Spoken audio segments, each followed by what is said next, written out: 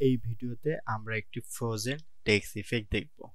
প্রথমে আমরা টাইপ টুলে যাব, লেফট ক্লিক করব, আমাদের প্রয়োজনীয় টেক্সটটা লিখব।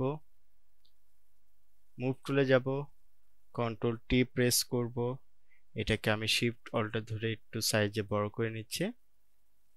দেন টেক্সট লেয়ারের উপর রাইট ক্লিক করব, রেস্টারাইজ টাইপ করব, কন্ট্রোল টি প্রেস করব, শিফট অল্টার ধরে এটাকে 90 ডিগ্রি অ্যাঙ্গেলে রোটেট করব, এন্টার প্রেস করব, ফিল্টার, স্টাইলাইজ, ওয়াইন্ড।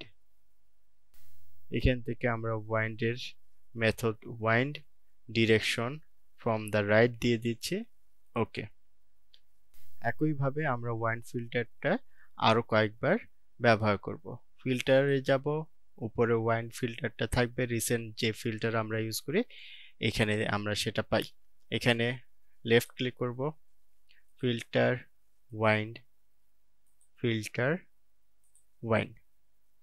দেন আমরা আবার কন্ট্রোল টি প্রেস করব, শিফট অল্টার ধরে এটাকে সেম পজিশনে নিয়ে আসবো, 90 ডিগ্রি অ্যাঙ্গেলে ঘুরিয়ে নেব। এখান থেকে এন্টার প্রেস করব। তো এইভাবেই আমরা ফ্রোজেন টেক্সট ইফেক্ট দিতে পারি। ধন্যবাদ সবাইকে।